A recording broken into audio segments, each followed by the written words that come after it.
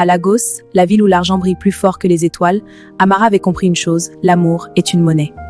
Elle séduisait, elle promettait, elle prenait, puis elle disparaissait. Jusqu'au jour où elle rencontra Obinna, un homme différent, un homme qui ne voulait pas son corps, mais son cœur. Pour la première fois, elle douta, mais l'argent murmura plus fort que ses sentiments. Elle prit tout, encore une fois, et s'enfuit. Mais cette fois, il porta plainte, et l'illusion s'effondra. À Lagos, tout peut s'acheter, sauf l'amour véritable. Et parfois, le prix de l'argent est la perte de son âme. Avant de commencer, abonnez-vous, aimez et partagez et laisse la magie opérer. Dans la ville vibrante de Lagos, là où les gratte-ciels modernes côtoient les marchés bruyants et où les rêves brillent plus fort que les néons, vivait une jeune femme nommée Amara Okonkwo. Amara avait 23 ans. Elle était d'une beauté saisissante. Peau caramel éclatante, silhouette élégante, regard vif toujours en alerte. Mais derrière son sourire charmeur se cachait un esprit calculateur. Pour elle, l'amour n'était pas un sentiment. C'était une stratégie. Elle ne croyait ni aux promesses, ni aux serments. Elle croyait aux transferts bancaires, aux sacs de luxe et aux enveloppes épaisses glissées discrètement sur la table. Depuis son adolescence, Amara avait compris une chose, au Nigeria, l'argent ouvre toutes les portes. Et elle avait décidé que plus jamais elle ne manquerait de rien. Elle venait d'un quartier modeste de Surulere. Son père était mort lorsqu'elle avait 15 ans, laissant sa mère se battre pour nourrir 3 enfants. Amara avait vu la pauvreté de près. Elle avait juré de ne jamais y retourner. À l'université, elle perfectionna son talent. Elle savait écouter. Elle savait flatter. Elle savait faire croire à un avenir commun. Ses cibles étaient choisies avec soin, jeunes entrepreneurs ambitieux, hommes d'affaires mariés en quête d'aventure, politiciens discrets cherchant la compagnie d'une jeune femme élégante. Elle ne se considérait pas comme une voleuse. « Je ne force personne », disait-elle souvent à sa meilleure amie, Tola. « Ils donnent parce qu'ils veulent impressionner. Moi, je prends parce que je suis intelligente. » Un homme lui offrit une voiture. Un autre paya son appartement.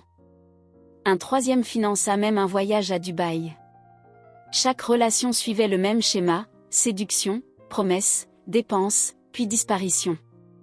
Amara coupait les ponts dès que l'homme commençait à parler d'engagement sérieux. Elle ne voulait pas d'amour. Elle voulait le confort. Mais un soir, dans un restaurant chic de Victoria Island, tout changea. Tola avait insisté pour qu'elle l'accompagne à un dîner d'affaires. Amara y alla sans grande motivation, déjà prête à analyser les montres, les chaussures et les voitures garées devant le restaurant. C'est là qu'elle le vit. Obinna Eze. 35 ans.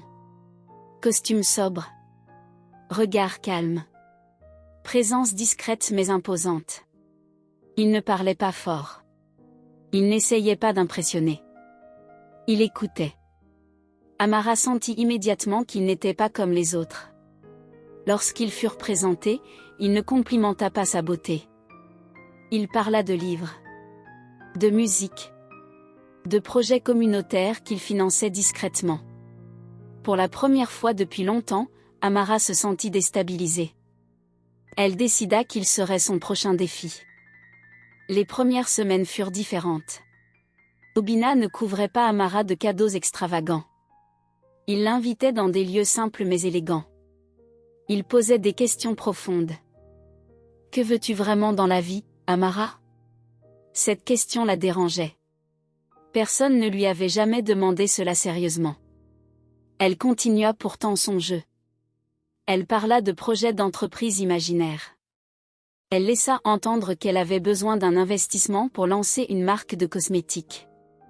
Obinna écouta. Puis il dit calmement, « Je peux t'aider. Mais je veux voir ton plan d'affaires. » Amara sourit. Elle improvisa un dossier. Elle embellit des chiffres. Elle inventa des partenariats. Quelques semaines plus tard, Obinna investit une somme importante. Plus importante que tout ce qu'elle avait obtenu auparavant. Amara célébra sa victoire intérieurement. Mais quelque chose avait changé. Elle commençait à apprécier ses conversations, à attendre ses messages, à sourire sincèrement en le voyant. Un soir, alors qu'il marchait le long de la plage de Tarkwa Bay, Obinna lui prit la main. « Amara, je ne suis pas parfait. Mais avec toi, je veux construire quelque chose de vrai. » Son cœur se serra.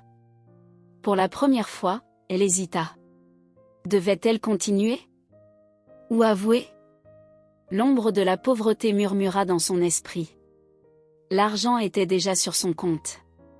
Elle choisit le silence. Les mois passèrent. Obinna parla de mariage. De présenter Amara à sa famille à Enugu. De projets communs. Amara paniqua. Le mariage signifiait vérité. Et la vérité signifiait révélation. Elle décida de disparaître. Comme toujours. Elle prétexta un voyage. Changea de numéro. Coupa les réseaux. Mais cette fois, la fuite eut des conséquences inattendues. Le plan d'affaires qu'elle avait inventé avait servi de base à un prêt bancaire qu'Obinna avait contracté pour compléter l'investissement. Quand elle disparut, le projet s'effondra. Les créanciers appelèrent. Les partenaires imaginaires furent démasqués. Obinna comprit. Non seulement il avait été manipulé, mais il s'était endetté lourdement. Contrairement aux autres hommes, il ne chercha pas à se venger par colère. Il porta plainte pour fraude. Quelques mois plus tard, Amara fut convoquée. Elle n'avait jamais envisagé cela. Les précédents hommes avaient eu trop honte pour parler. Mais Obinna était différent. L'enquête révéla ses anciennes manipulations. Des transferts suspects. Des promesses mensongères répétées. Le tribunal fut rapide. Amara évita la prison grâce à un arrangement, mais elle dut rembourser une grande partie des sommes perçues. Ses comptes furent gelés. Son appartement saisi. Sa voiture récupérée. En quelques semaines, son monde doré s'effondra. Les amis intéressés disparurent. Les appels cessèrent. Tola elle-même prit ses distances.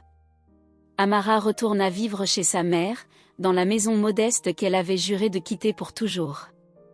Un soir, assise seule dans l'obscurité, elle repensa à la plage. À la sincérité dans la voix d'Obinna. Elle réalisa que pour la première fois, elle avait été aimée pour autre chose que son apparence. Et elle avait tout détruit. Pas à cause d'un homme. Mais à cause d'un choix. L'amour ou l'illusion. Elle avait choisi l'illusion. Les années suivantes furent difficiles. Amara trouva un emploi modeste dans une petite boutique de cosmétiques, ironie cruelle du destin. Elle travailla dur. Honnêtement. Petit à petit, elle reconstruisit sa dignité. Un jour, elle croisa Obinna lors d'un événement caritatif. Il était toujours calme. Toujours digne. Leurs regards se croisèrent. Il ne sourit pas. Mais il ne détourna pas les yeux. Il dit simplement, « J'espère que tu as trouvé ce que tu cherchais. » Amara comprit que l'argent n'avait jamais été le vrai problème. C'était la peur. La peur de manquer. La peur de souffrir. La peur d'aimer. À Lagos, ville où tout semble s'acheter, Amara avait appris la leçon la plus coûteuse de sa vie, l'argent peut remplir un compte. Mais il ne remplit pas un cœur. Et parfois, lorsque l'on vend trop longtemps des illusions, on finit par perdre la seule chose qui ne s'achète pas. L'amour véritable. Si tu as aimé cette histoire, like la vidéo, abonne-toi à MS Story pour d'autres histoires passionnantes. Merci et à la prochaine.